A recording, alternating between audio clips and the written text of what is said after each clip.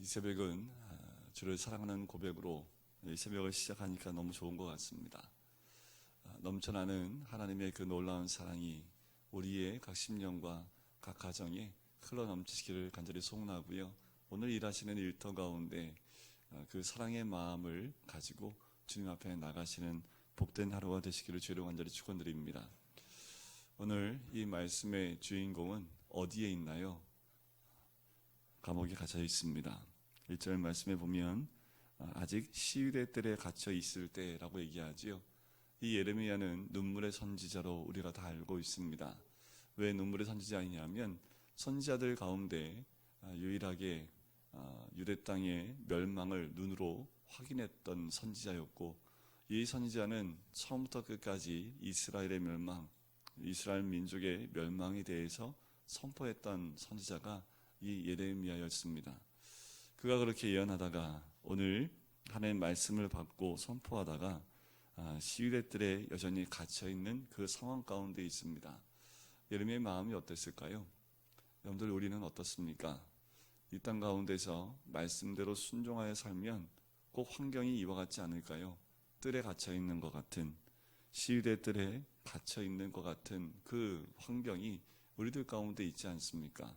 주를 위해서 말씀대로 순종해서 이 땅이 흘러가는 대로 우리가 따라가지 않고 결단하여 하나님 말씀대로 살겠다 하면 사방이 우겨쌈을 다는 것 같고 어둠 가운데 있는 것 같고 모든 사람이 나를 공격하는 것 같고 이 세상에서 구별되어져 어두운 곳에 있는 것 같은 그 외딴 섬에 있는 것 같은 모습이 어쩌면 주의 말씀대로 순종하여 그 말씀을 따라가는 자의 모습이지 않을까.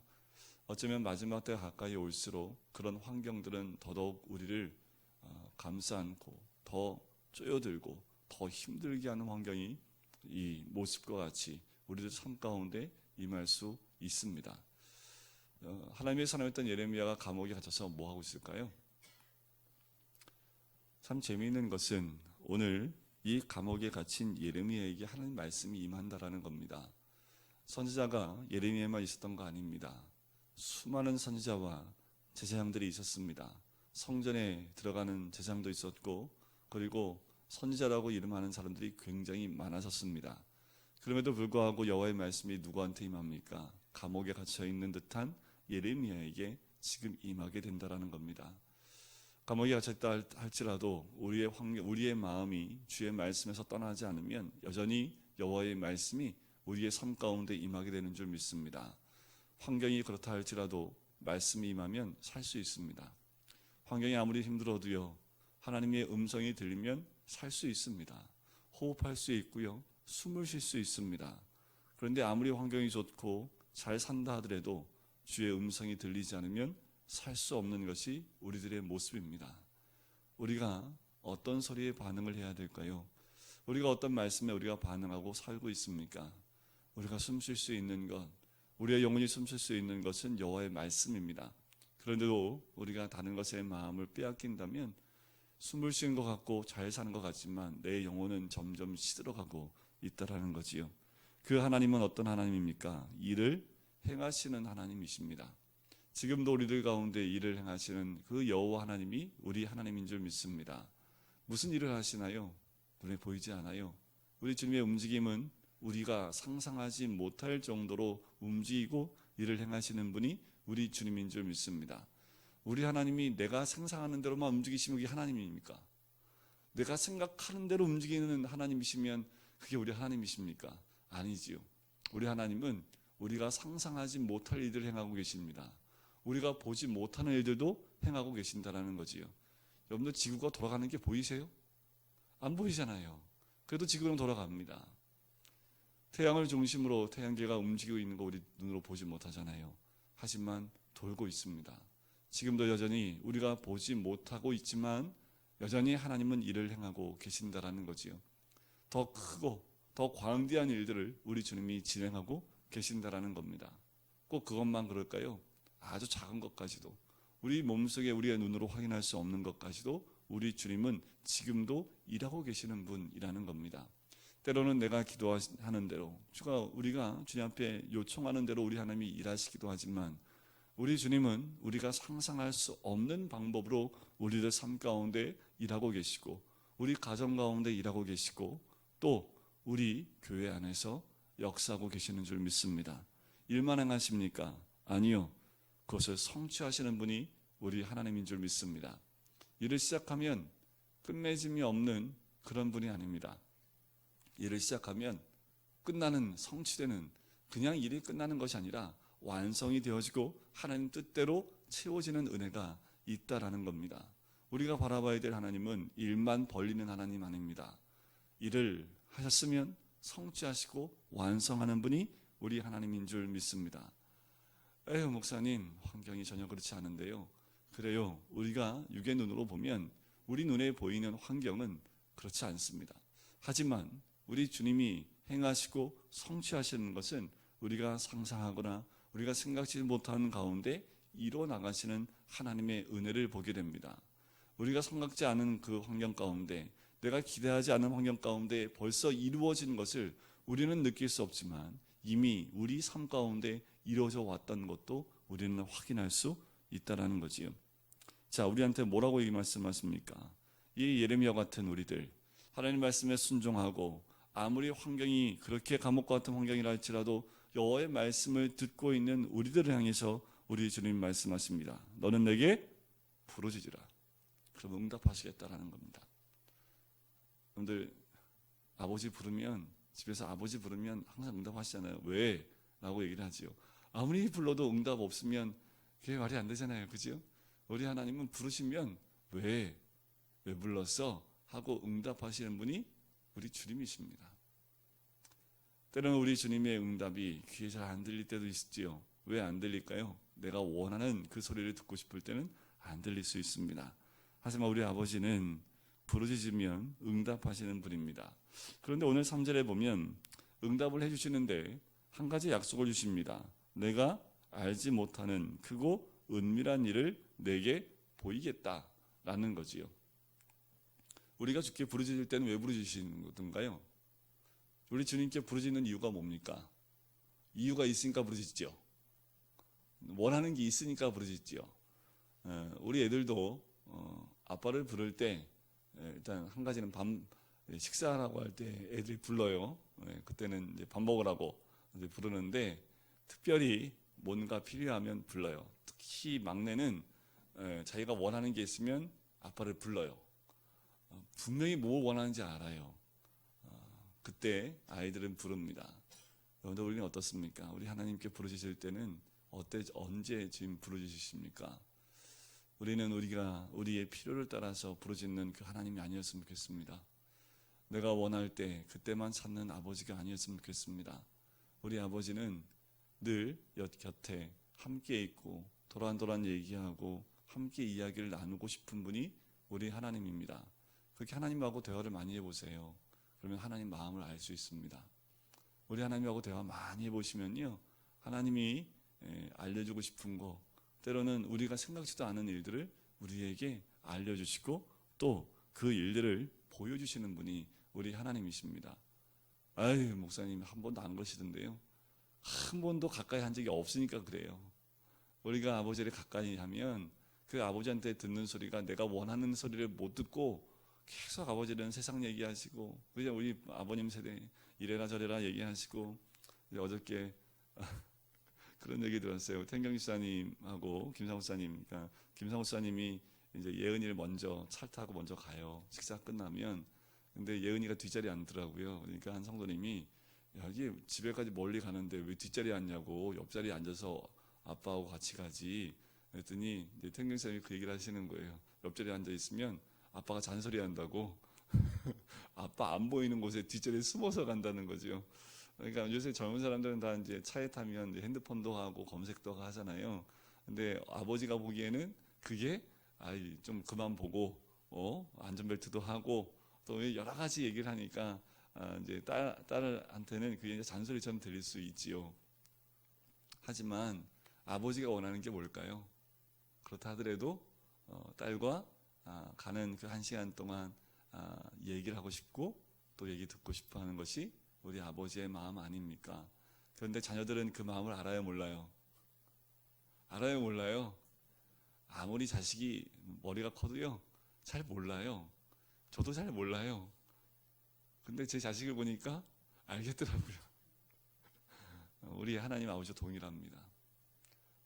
새벽에 깨워 나오시는 우리 성도님들 잘 오셨어요. 왜냐하면 오늘도 우리 하나님은 우리를 만나고 싶고 대화하고 싶어 하는 것이 우리 하나님입니다. 그러면 오늘 아버지하고 깊이 얘기를 하면 또꼬물 떨어집니다. 우리 자녀들은 저하고 특히 이제 그거를 잘 아는 녀석이 있어요. 그러면 얘기하다 보면 뭐 필요한 거 있니? 그러면 이제 얘기하면 그때는 모든 게 다 오케이라는 거죠. 우리가 늘 주님 가까이 하면 하나님한테 떨어지는 떡고물이 있습니다. 뭐 원하는 거 있어? 그러면 일단 마음이 통했기 때문에 하나님이 그래, 그거는 내가 해줄 수 있지. 그런데 우리 하나님이 원하시는 것은 우리가 생각지 않았던 크고 은밀한 일을 우리에게 알려주기 원했던 겁니다. 자, 오늘 이 크고 은밀한 것이 무엇이냐면 예루살렘의 심판입니다. 왜 이게 크고 두려운 일이고 또 무서운 일인데도 은밀한 일을 보이냐 하면 이스라엘 민족을 심판하시는 이유가 있습니다. 이들은 하나님을 향하여 악행을 행했기 때문에 그래요. 분명히 포로로 잡혀가는 것이 하나님의 뜻이었습니다. 근데 이들이 어떻게 합니까? 성읍과 성읍의 가옥과 왕궁을 다 헐어서 갈다 인을 참호와 칼을 대항하는데 온 집안을 다 허물어서 막고 있는 거예요. 때로는 우리가 우리의 잘못된 모습 때문에 우리의 잘못된 습관들 때문에 무너지는 것이 하나님의 뜻일 수 있습니다.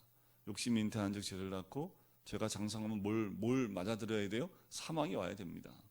사망이 오는 것을 막기 위해서 노력하다 보면 결국 모든 것이 다 잃어버리게 되는 거지요. 이스라엘 민족이 이때 하나님의 말씀을 듣고 가옥을 허물지 않고 왕궁을 허물지 않았다면 어쩌면 더 많은 희생이 따르지 않았을 겁니다. 근데 끝까지 하나님 말씀을 듣지 않고 대항하다가 많은 사람들이 예루살렘 성 안에서 죽임을 당하는 그 역사를 경험하게 되는 거지요. 왜냐하면 5절 끝에 그렇게 얘기하죠. 모든 악행으로 말미암아 나의 얼굴을 가리어 이 성을 돌아보지 아니하였습니다. 하나님이 얼굴을 가리는 이유를 예레미야에게 얘기해 주는 거예요.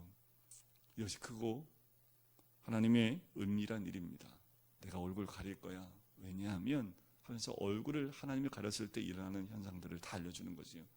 예레미야가 가슴을 뜯습니다. 이러면 안 되는데 해서 사람들한테 아무리 알려도 그들은 귀를 닫고 듣지 않습니다. 여기에 머물러 있으면 하나님의 은밀하고 큰 일이 아니겠지요. 바로 6절 말씀 첫 단어가 그러나입니다. 우리 하나님은 심판의 하나님만 머물러 있는 분이 아니라 치료하고 고쳐 낫게 하는 하나님이신 줄 믿습니다. 치료받기 원하시는 부분이 있나요? 기다리십시오. 우리 삶에 그러나라는 삶이 시작되어질 때 우리 하나님은 다시 회복의 하나님으로 우리에게 다가오시게 된다라는 거지요. 정한 시간이 필요합니다. 이스라엘 민족은 70년이 필요했어요. 이스라엘 민족이 포로로 가서 돌아오는데 70년이 필요했습니다. 그 70년의 기간은 뭐 하는 기간이었을까요? 그들의 죄와 악행을 다 돌이키고 회복하는 그 기간이 70년이었습니다. 우리 몸이 아플 때에도 회복하고 다시 건강을 찾는데 시간이 필요해요. 왜 그랬을까요? 우리의 육신이 연약해질 동안 우리의 몸을 썼기 때문에 우리 몸이 다시 회복되는 데는 일정 기간이 필요합니다. 모든 자연 만물이 다 똑같아요. 망가진 모든 것들은 일정 기간이 돌아와야지, 시간이 지나야 다시 회복이 되지요. 이스라엘 민족은 얼마나 망가졌는지 70년이라는 세월이 지나야지만 이들이 회복될 수 있습니다. 그 70년이 지나고 난 다음에 우리 주님 말씀하시는 거예요. 치유해 주겠다, 고쳐 낫게 해주겠다라는 겁니다. 여러분들 지금 우리의 삶이 포로와 같이 잡혀가 있는 그런 모습이십니까? 그 삶 가운데 있다면 지금은 하나님 그것을 허락하신 겁니다.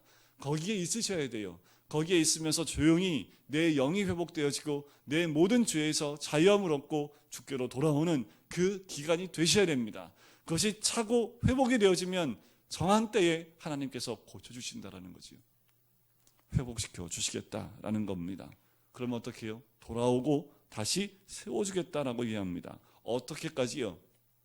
모든 민족의 조롱거리로 바벨론의 포로로 잡혀가서 모든 민족의 조롱거리가 되었던 이스라엘 민족을 9절 말씀 보세요. 세계 열방 앞에서 나의 기쁜 이름이 될 것이다. 세계 열방 앞에서 기쁜 이름으로 세워주겠다라고 말씀하십니다. 여러분들 주변에 있는 믿지 않는 모든 자들에게서 우리를 가장 존귀한 이름으로 세워주겠다라는 겁니다. 그리고 어떻게 해요? 복을 줄 것이다. 모든 사람들이 듣도 보지도 못했던 복을 다 쏟아 부어주겠다라는 겁니다. 어떻게 하면요? 돌아오면, 회복되면 그 놀라운 복을 세계 열방이 들어보지도 못했던 놀라운 복으로 채워주시겠다는 겁니다. 여러분들 뭐 받고 싶으세요? 어떤 복 누리고 싶으세요? 내가 상상하지 못하는, 세상 사람들이 전혀 느끼지 못했던 그 놀라운 복. 저 사람이 어떻게 저렇게 했을까? 라는 그 놀라움 가운데 회복되는 귀한 은혜가 있는 줄 믿습니다. 더 나아가세요. 무서워해요. 저 사람 하나님이 함께하는 사람이어서 너무 무섭다. 하나님이 저렇게까지 인도하시는구나.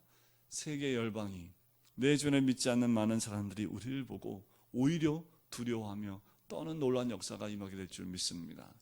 그리고 우리에게 사망과 심판과 죄악으로 난무했던 그 소리들이 변하여 10절과 11절에 보면 여러 가지 소리들이 나옵니다. 즐거워하는 소리, 기뻐하는 소리, 신랑의 소리, 신부의 소리, 만군의 여호와께 감사하며 여호와는 선하시니 인자하심이 영원하다는 소리, 그리고 감사제를 드리는 소리.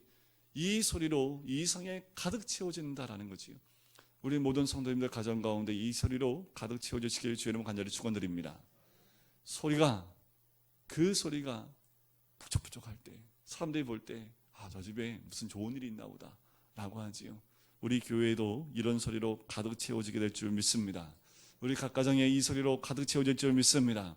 이 소리는 사람을 살리는 소리고, 이 소리는 하나님께 영광을 올려드리는 소리고, 이 소리야말로 진정한 복이 가득한 가정과 공동체와 교회에서 흘러나오는 소리인 줄 믿습니다.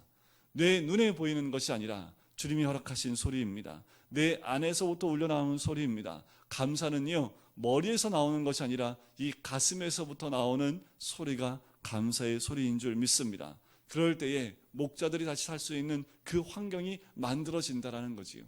우리 오늘 삶 가운데 한 가지만 기억했으면 좋겠습니다. 일을 시작하신 분이 성취하시는 그 하나님이 부르짖으면 우리의 모든 삶 가운데 인도하실 뿐만 아니라 우리를 회복시키고 다시 복의 복으로 채워주시기 원하시는 것이 우리 하나님이라는 것. 그 하나님을 믿고 나갈 때 오늘도 우리 삶 가운데 역사하시는 하나님의 은혜가 우리 각 사람과 각 가정과 또한 우리가 있는 모든 자리에서 가득 채워지게 될 줄 믿습니다. 오늘도 그 하나님을 만나면서 주님 앞에 나가시는 우리 모든 성도님 되시기를 주의 이름으로 간절히 축원드립니다.